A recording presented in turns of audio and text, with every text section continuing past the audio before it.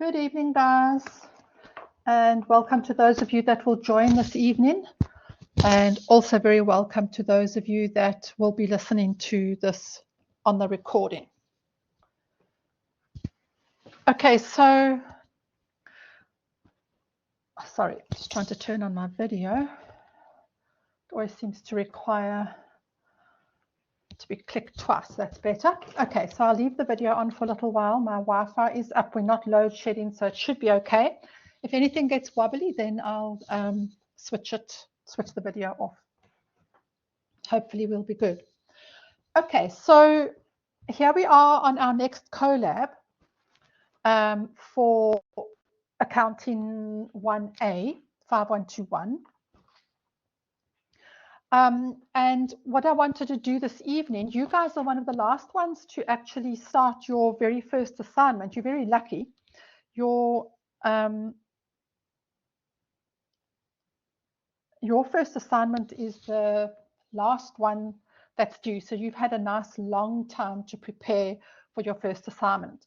So with that being said, I am expecting fireworks and for you guys to knock it out the park, because hopefully you've had lots of time to work on it and also lots of time to ask questions. So guys, one of my most important points is please ask questions. There are no unimportant questions, no small questions. So take the time just to quickly pop me a message. You've got the messaging system. You can also email, but obviously it's easier just to do it from within Learn. And take the time to send me a message to ask a question, no matter how big or small. It can honestly be the difference between managing with your assignment or questions and getting good marks and not. Always throughout my years of lecturing, those students that ask me lots of questions, and it doesn't matter whether I get irritated because it's the 20th question that the student has sent me at 9 o'clock at night, ask the questions, because those are the students that always do well. Without fail, I can promise. Okay, so first point, ask lots of questions. I haven't, and the reason why I'm mentioning it is because I haven't been getting a lot of questions from this particular group. So please don't be shy, okay? You're very welcome to ask questions. That's why you have a tutor, so that you've got academic support with any little thing that you get stuck on. Then the second thing that I just wanted to basically really mention, just to kind of give you a fix on where you are, is that we are, this week we're in now, that started on Monday, whatever Monday's date is, it probably was the 10th of April. We are in week 7 of the semester. So we go through, we've got 12 weeks, which basically take you through the pacer, by which time you should have gone through all of your learning units. And then we go through to 16 weeks, at which time the exams start. So that just gives you a basic idea of where you are in terms of the semester. But as I said, you guys are the last ones to be doing your assignment. So I know at this point you focused on assignment 1. So again, I wanted to just give you guys a fix on that. So with your assignment 1, we are covering learning units 1 to 4. So that's what you should, I imagine, even if the pacer says different, that is where you'll be focusing your attention on at the moment, learning unit 1 to 4. So just up until the end of recording cash transactions. So with that being said, learning unit 1 is very theoretical. You will get questions out of it, so you need to read through all of that, but most of that is just kind of like background, setting the scene. Your learning units 2 and 3, if you don't master those 2 learning units, you're going to battle with the rest of this whole semester, as well as with your 5122. So guys, spend lots of time making sure you completely understand learning units 2, accounting equation and the double entry system, practicing all of those examples and questions, and then also learning unit 3, particularly in Learning Unit 3, the VAT calculations, the markup calculations, and the gross profit calculations. Those you must master because you will use them literally for the rest of your career, not just the rest of this year.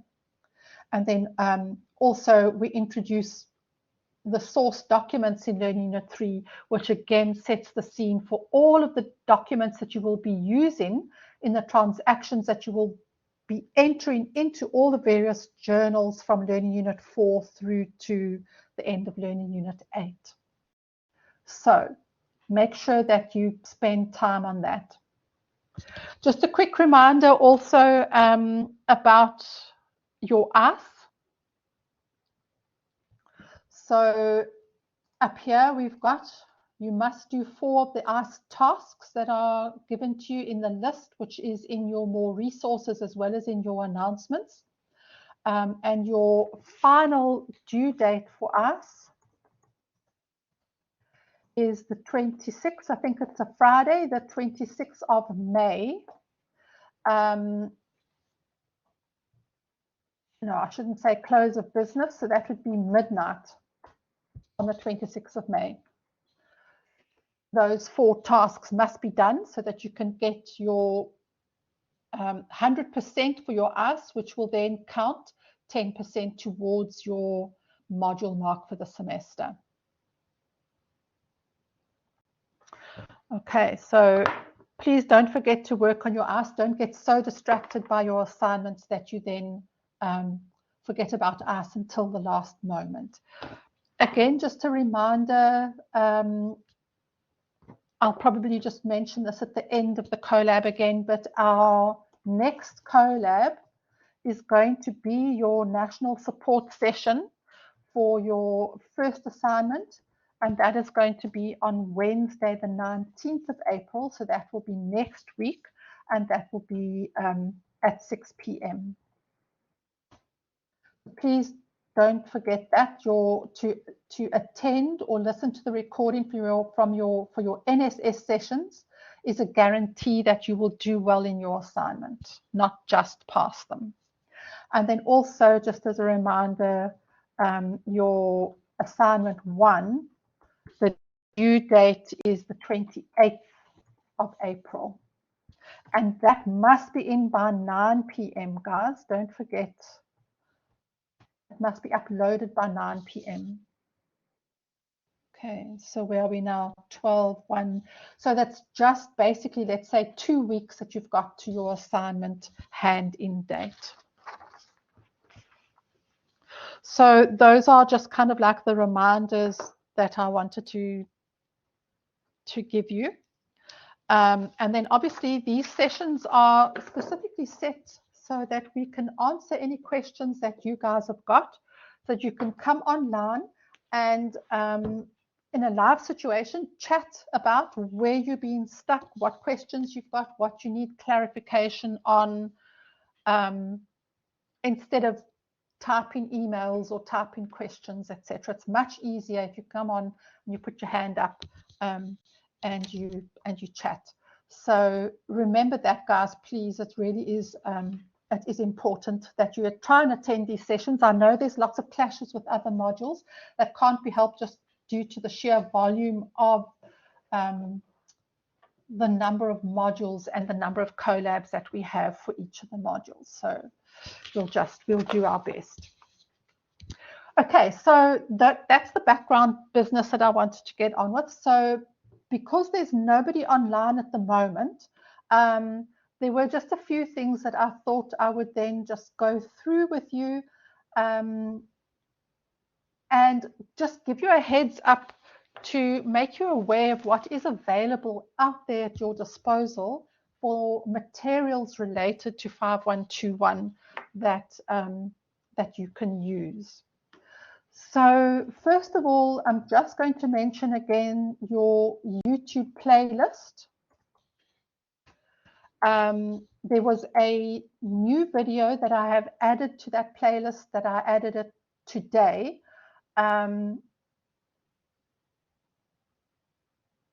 It's a link that I've had to add to the playlist that came from somebody else basically from the national office. So if you go to your playlist, I'll try and upload a link to it. I must just see if that will work. If it's in my playlist, if I can upload a link to it. Go to your YouTube playlist for 5121 and have a look. You'll see that there is a kind of like a summary list that they have uploaded for you students, kind of like a revision video that they've made for you. So go and have a look at that as well as the other videos that are uploaded to the YouTube playlist. Okay, in the meantime, then always go and check your more resources. As soon as I get any information, any new material that I get hold of, I'll upload it to more resources, or there'll be a link for it in your announcements. Then as regards announcements, that is one of the other things that I just want to remind you guys of. It's absolutely critical that you read every single announcement, plus the documents that are attached to the announcements, because that contains important information. I've been marking assignments for some of the other guys, and I can see by what I've marked that they didn't read the documents I've uploaded for them containing special instructions and things to make sure that they don't forget, and they are losing marks that way. I'm one of those lecturers. I try not to bombard you with announcements that are all have a good day and all the rest of it. And if you get an announcement from me, it hopefully includes important information that you must please read. Okay, so now I'm going to go and share my screen. If I stop sharing that. And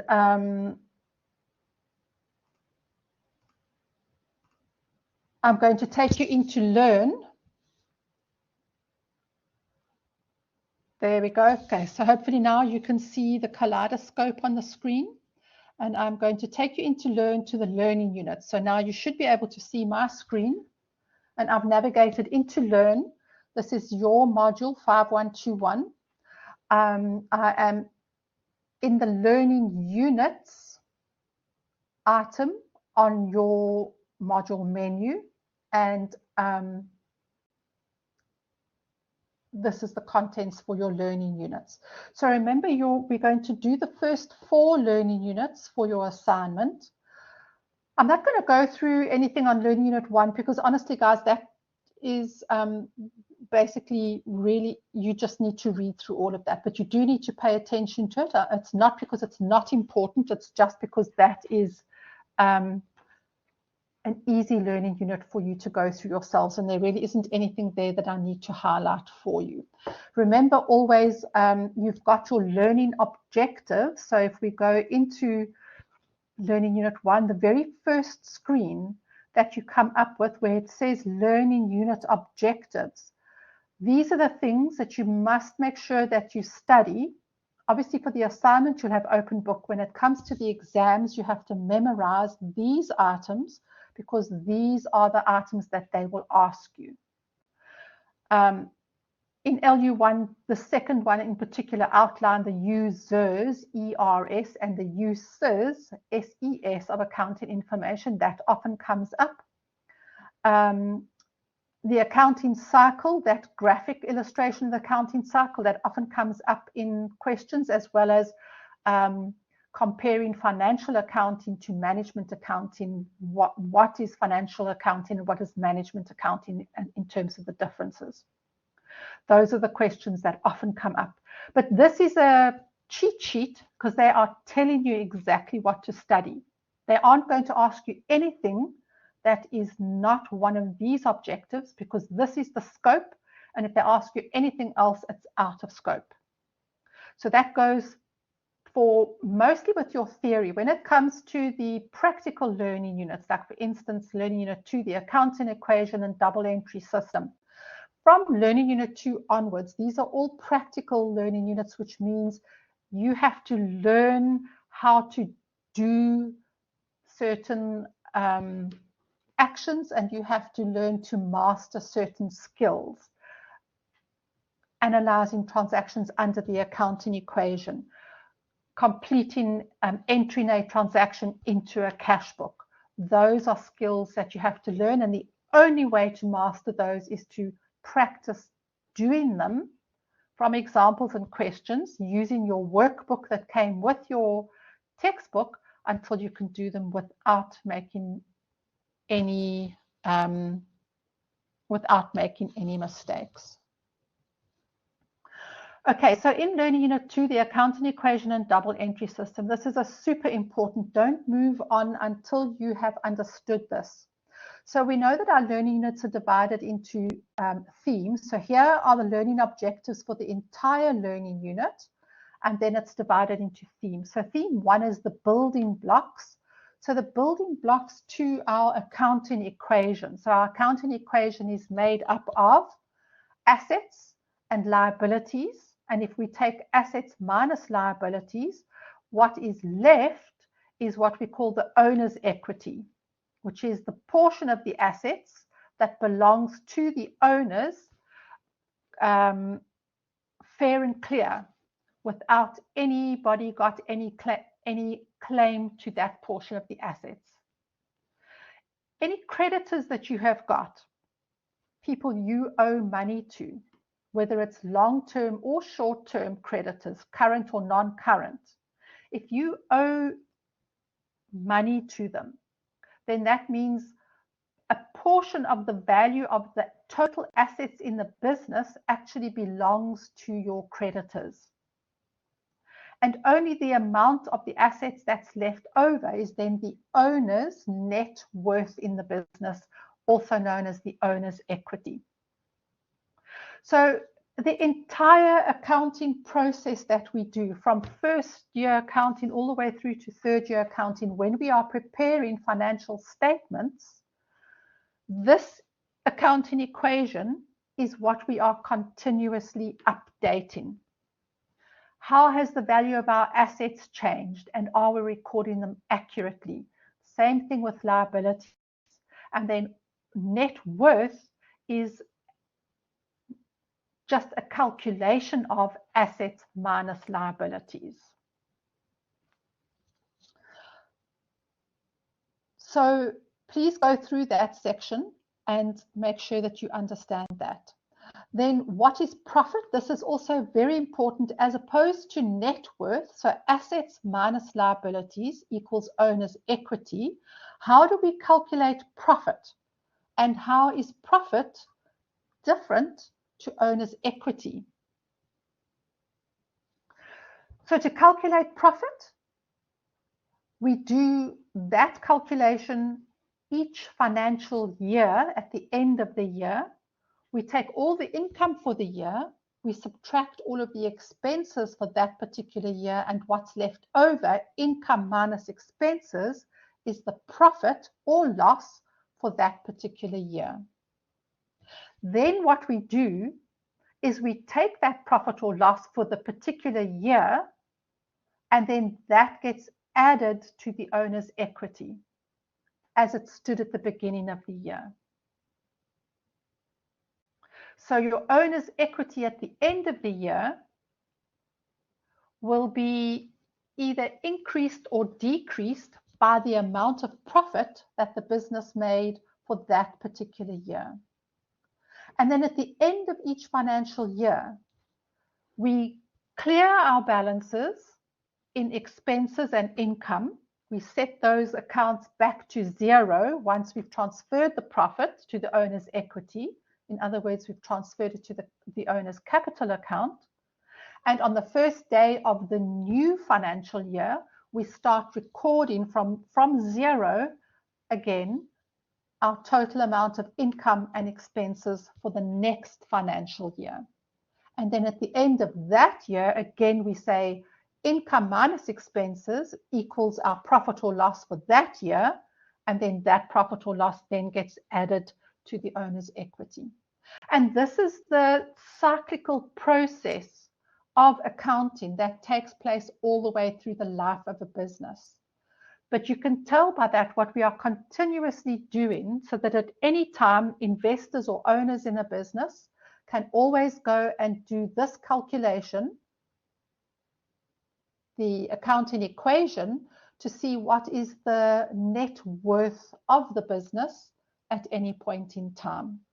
So again, make sure you understand the difference between the accounting equation, which calculates net worth or owner's equity, and the calculation for profit, which is the difference between income minus expenses for any one particular year. So I have come on to Learn on purpose to show you how well this is all laid out and the quality of the information that is here on Learn for you. It really is it should be your first go-to as you are working through your textbook, that you log on to Learn, you open up these themes and you go through all the information on them as you work through each learning unit. So remember, this is Learning Unit 2. Then learning the theme 3, how does the double entry system work? Because remember, Learning Unit 2 is called the accounting equation and the double entry system. So we know we've looked at the accounting equation. Now, what do they mean by the double entry system? So I'm going to click into theme 3, which I didn't do. So with these other themes as well, when you come into the screen, where you've got the heading of the theme, you can see the cursor turns into a hand, which means if you click on that, it will drill down and take you into more detail for theme 1 and theme 2. So I haven't clicked through on those, but I am going to click through on theme 3, how the double entry system works. So again, at the first page of each theme, they have this think about, where they've got some questions that they put to you to get you to start thinking about what is a double entry system and what does it mean. So again, hopefully you've read this in your textbooks. The double entry system is a set of rules that were devised many years ago by the people that first started needing an accounting system, and we have used those same double entry system rules ever since. And you, as an accounting student, in this Learning Unit 2, your job here is to learn the rules of the accounting equation and the double entry system. It's a specific set of rules that you then follow, and they give us exact guidelines of exactly how to do this double entry, using the double entry system each time we have to record a transaction in our books. So if I click on theme 3, you'll see here it takes us into another screen, which now is all of the meat, if you like to call it, of theme 3, how the double entry system works. So these are the rules that they're talking about. With our T accounts, all of our general ledger accounts, as you know, we call them the general ledger accounts T accounts, because we draw the shape of a T, and at the top of the T, we write the name of the account. And then on the left-hand side of the T, we record amounts if we are going to debit that account. And on the right-hand side of the account, we record amounts if we are going to credit that account. So first of all, for a T account, it's important to remember that left side means debit and the right-hand side means credit. So if I'm going to debit an account, I will always record it on the left-hand side. And if I'm going to credit an account, I will always record it on the right-hand side, because debit literally means left and credit literally means right in Latin. What the rules tell us is when do I debit specific accounts and when do I credit specific accounts. So in your Learning Unit 2, they have told you there the types of accounts that all accounts, categories that all accounts fall into, all accounts are either going to be an asset, a liability, an income, an expense, or a proprietary account. So that's the first thing that you have to decide and identify and get correct when you're going to record a transaction is, what are the names of the accounts that I need to put an entry into? And then those accounts that I'm going to work with, are they assets, liabilities, income, or expense accounts? Because you won't get the debit or credit on the correct side of the account if you can't identify this correctly. So on this particular screen, they've just done a little summary for us over here. These are the rules. If an account is an asset type of account, if I want to increase the balance in that account, the amount of that asset that I'm recording, then I must put the amount on the debit side of the account. If the amount of the asset is decreasing, then I must write the amount by which it is decreasing on the credit side of the account. So for instance, if I have got an asset like a vehicle and I have purchased a new vehicle, my asset account name is vehicles. And if I purchase a new vehicle for 100,000, my vehicles has increased, so I'm going to write 100,000 and I'm going to put that on the left-hand side of the account under the debit column. If I have got an asset account, my bank account, for instance, and if I now pay cash for that vehicle, my asset bank account is going to be decreasing by 100,000 because I've paid 100,000 out. So on my T account for bank, I must write 100,000 on the right-hand side of the account, the credit side, to indicate that that account has decreased by 100,000. So for assets, we increase them on the debit side, we decrease them on the credit side.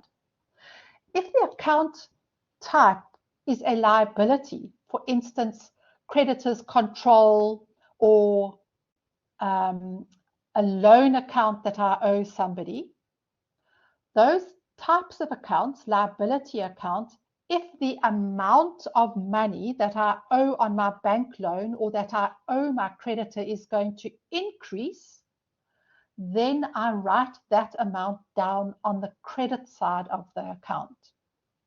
And if the amount of the loan, for instance, if I pay off 50,000 Rand on my loan, or I pay my creditor 20,000 Rand off on my account, then the amount of the liability is going to decrease, and the amount by which it is going to decrease, I write that down on the debit side. So guys, there is no understanding required in this. These are rules that you need to memorize. These are the rules that you learn and that you will always apply without any exception. Income accounts also increase on the credit side and decrease on the debit side. So in my sales account is a revenue account.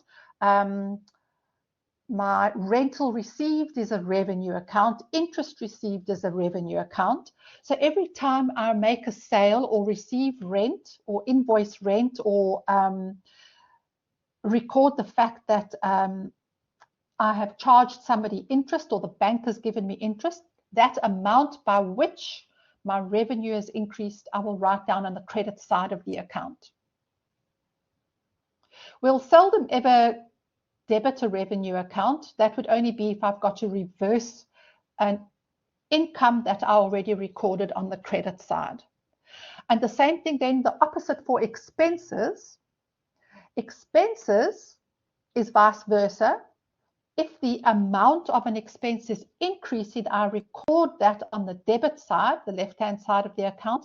And if the amount of an expense is decreasing, I record that on the credit side. So expenses like my telephone account, my electricity account, the rent that I have to pay, my cost of sales.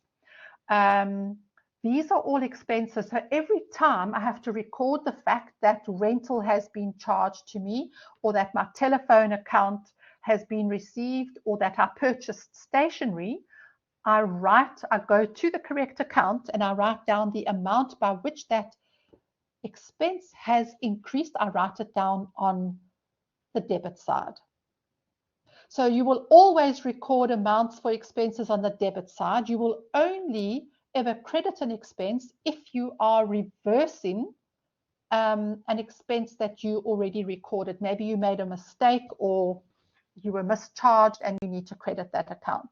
So income accounts will always be credited every time you record income. Expense accounts will always be debited every time you record an expense. So income and expenses are opposite each other. Income is increases on the credit, expenses increase on the debit, and assets and liabilities are opposite each other. Assets increase on the debit side and liabilities increase on the credit side. So what we call carrying balances, assets have a carrying debit balance, liabilities have a carrying credit balance. So when I say assets, debit minus liabilities, which is a credit, so a plus minus, the difference between my debits and my credits is my owner's equity, my net worth. And that's exactly the same on the income. My income is a credit minus my expenses, which is a debit. So all of the credits minus all of the debits. The difference is going to be my profit. Income minus expenses is profit. And profit hopefully will be then, if income is greater than the expenses, the balance that I'm left with is a credit balance. And remember, we said we add the profit to the owner's account at the end of every year, which means I will take that amount of the profit, which is a credit, and I will add it to the owner's capital account, which has a carrying credit balance. So profits increase the credit balance of my equity. And if I happen to have a loss, income minus expense, that happens to be a debit, then that will decrease the amount of my owner's equity. That alone is something that you have to memorize. Further down, you've got the rules of double entry. And what I wanted to show you on this page is that in Learn, if you come and you go through these sections here on Learn, it first asks you some questions, refers you to your textbook. In this case, it tells you to work through example 2.9 in Learning Unit 2. And then you can click through here to get some more information. Then it says go and read up about the rules of double entry in Learning Unit 2, section 2.3 of the textbook. Once you've worked through that and you understand the rules of double entry and your rules of debit and credit, then come and watch these two videos. This one talks about the double entry accounting system, and this one talks about debits and credits. So you can see how working through Learn in conjunction with your textbook and doing the exercises as you go along, and then after you've done that, now go and complete question 2.9 in Learning Unit 3 of the textbook. Sorry, this should be Learning Unit 2 of the textbook. That's a typo. 2.9 will always be in Learning Unit 2, because that activity will then test whether you've understood double entry system and debits and credits. And obviously we know that our question solutions, question 2.9, we will always find those solutions in the back of the prescribed textbook in the appendix at the back. And then here, work through example 2.11 in Learning Unit 2 to make sure that you understand the concept of cross-referencing, which is super important once you start recording, posting journals into the general ledger. In what chapter you're going to do that in Learning Unit 5, you start doing that, but you must understand what cross-referencing is. And then, as you know, in Learn, where we are, at the end of every theme, they then have the activities. So activity 2.3.1 is, the 2 stands for Learning Unit 2, 3 stands for Theme 3, and the 1 stands for Activity 1 in Theme 3. So LU3, Theme 3, Activity 1, and then double entry system. And then at the bottom, we've got the last section on inventory systems, the perpetual and the periodic inventory systems, again, which you must learn here, and you do come across them later on in Learning Unit 6 again, but they introduce them to you here in Learning Unit 2 because we will use them in some of the learning units before we get to Learning Unit 6. And again, these sections here will take you through learning about periodic and perpetual inventory system. Then in this section over here, I wanted to also just show you wherever you have got text highlighted in blue, if you click on that, it will take you through to either an article, a document, an exercise, a PDF, a website page, a video, where you can then get extra information about that particular concept. And I wanted to show you this particular one because it is a very nice place to go and learn about the double entry system. This takes us to a website called the Accounting Coach. I'm sure you guys have probably come across that already. What is the double entry system? And again, here it gives us a definition, example, and it relates the double entry back to our accounting equation, explaining that the whole reason we use a double entry system, which means every time I record a transaction, the debits that I record must exactly equal the credits that I record, because only if I do that will my accounting equation remain in balance. In balance means the assets, the left-hand side, will equal liabilities plus owner's equity. Because remember, if assets minus liabilities equals owner's equity, then if I want to record that as an equation, assets on the left-hand side, total assets on the left-hand side equals liabilities plus owner's equity on the right-hand side. So the left-hand side is what we call the application of our sources of finance, and the right-hand side, liabilities and owner's equity, is what we call the sources of finance. So where did we get the money from to purchase the assets that we own? So on the left-hand side of the equation is the total value of all of the assets that we own, and the financing for those assets came from either money that we borrowed in some or other form, plus the money that came from the owners themselves. And that is why the accounting equation will always balance assets equals liabilities plus owner's equity on the right-hand side. So these related questions, if you click on any of these related questions, it will take you to a further screen with some information, some description. There was another really good, I think, is that the, okay, that was a double entry system. And then also from Learn, that same screen I was on now in Learning Unit 2, there's also a blue text which takes you to debits and credits. Very good explanation also on Accounting Coach. So this screen is part 1, Introduction to Debits and Credits. What is an account? What is the double entry system, which is a screen we've just looked at, and what are debits and credits. And then you can see here, you can click through to what is a T account, what is a journal entry, when do I debit or credit cash, etc.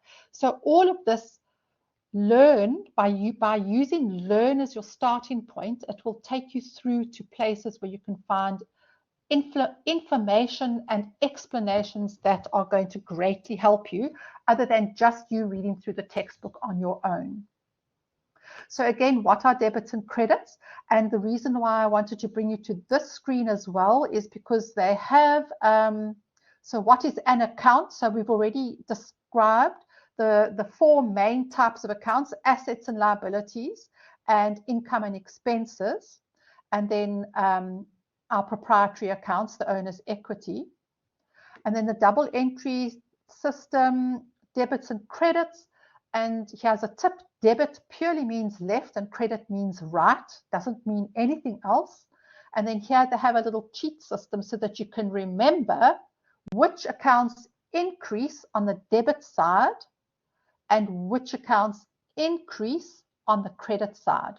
So by memorizing the word deal, D-E-A-L, those increase on the debit side. So drawings, expenses, assets, and losses. So losses and expenses are really the same thing. And then if you remember the word girls, G-I-R-L-S, these are the accounts that increase on the credit side. So gains and income really means the same thing. So if it's an income account or revenue, those all three mean the same thing: a gain, an income, or a revenue. Those are all forms of income. We know those increase on the left-hand side. We know liabilities increase on the left-hand side. And we know that owner's equity, capital account, increases on the left-hand side. So if you remember the word deal and the word girls, that will then tell you increase on the debit side and increase on the credit side. There is another, let me just go out of the sharing screen here and go back to the chat box. There is another one that I give my students, and that is dead click. So DEAD, those are the accounts that will increase on the debit side, and click, CLIC, are the accounts that increase on the credit side. So the D at the start of dead stands for debit, E is expenses, A is assets, and the D stands for drawings. And then accounts that increase on the credit side, click. The first C stands for increase on the credit side, credit. L is liabilities. I is income. And C is capital. So all you have to remember are those two words: dead click, expenses, assets, drawings, liabilities, income, capital. And that is how you, because you have to memorize which accounts increase on the debit side and which accounts increase on the credit side. Okay. Then guys, also just quickly, we've just got a few minutes left. I want to just quickly show you one worksheet. I've got 3 worksheets that I'm going to upload for you. I'll probably upload them into more resources. And that is some practice calculations for Learning Unit 3. Because Learning Unit 3, the most important thing that you need to master there are your VAT calculations, your markup calculations, and your gross profit calculations.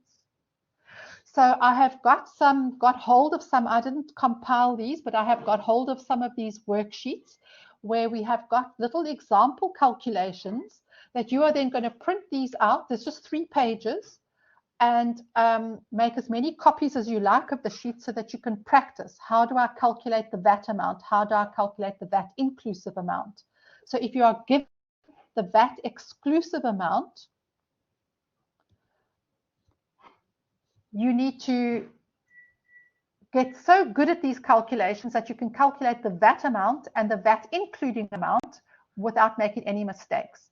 If you are given the including VAT amount, how do you calculate the VAT amount and the excluding VAT amount? And if they give you the VAT amount, how do you calculate the excluding VAT amount and the including VAT amount? So these calculations, you'll find them in Learning Unit 3. They have got them there. So go and look up the formulas, if you will, that you need to memorize, the calculations. And some students prefer to do them in different ways. There are different mathematical ways you can do some of these. I will put some of these, the actual formulas up for you, and then I will also give you the solution documents to these calculations as well. So I've got this one here for VAT calculations. There is this one over here for markup and gross margin. So you'll see some of these is the markup on cost, and some of them the markup percentage is on selling price. So again, if you are given different information, how do you calculate the missing information? Super, super important. And then there's another worksheet, a third one that I'll upload for you, and that includes all of them in one worksheet, the VAT calculations, the markup on cost, and the markup on selling. Okay, so start out with the VAT worksheet, then do the cost, markup on cost and markup on selling worksheet, and then come and do this worksheet, which then combines all of them, and make sure that going backwards and forwards across all of these transactions, you can do, you can get all of these correct. So that I can't tell you how many students lose marks all the way through assignments and exams because they can't do these calculations. It's pure just mastering the maths, and it's just adding a percentage onto something. It's not complicated, so don't let it freak you out and just kind of think, oh gosh, I don't understand anything about markups. It's just a pure simple mathematical calculation where you are adding a particular percentage onto a given amount that you've got. Okay, so I don't want you to get stressed out about those calculations, and the more you practice them, the better that you will get at those calculations. Okay, guys, I see I was finally joined by Emma. Emma, I'm not sure at what stage you joined because I was on the Learn screen, but hopefully you did find that helpful and interesting. And those of you also that go through this video afterwards, I hope it's going to encourage you to really engage with Learn and use the information there. There is so much useful information and links and definitions and practice videos, etc. That's going to make your life so much easier. Okay, and then I want to know how you get on with these calculations that I give you. And if you get stuck with any of them, oh, okay, that's perfect, brilliant. And if you get stuck with any of these calculations, send me a message, just let me know where you're stuck, what you don't understand, and then I can help you. So don't forget, the next time I see you, it will be next week on Wednesday the 19th. And on that date, we go through the assignment 1. I'll go through some information that will be helpful to completing the assignment, and then we'll go through the assignment questions as well. So have a look at your assignment in the meantime, so that if you've got any questions, you can ask me next week on Wednesday as you then start preparing for your assignment. Okay, guys, hopefully that has been helpful. And I'm going to end now so that the video is not too long for those who are listening to the recording. And I look forward to chatting to you next week and to getting your questions. Awesome, brilliant. Thanks, Emma, for popping in. Bye, guys. See you next time.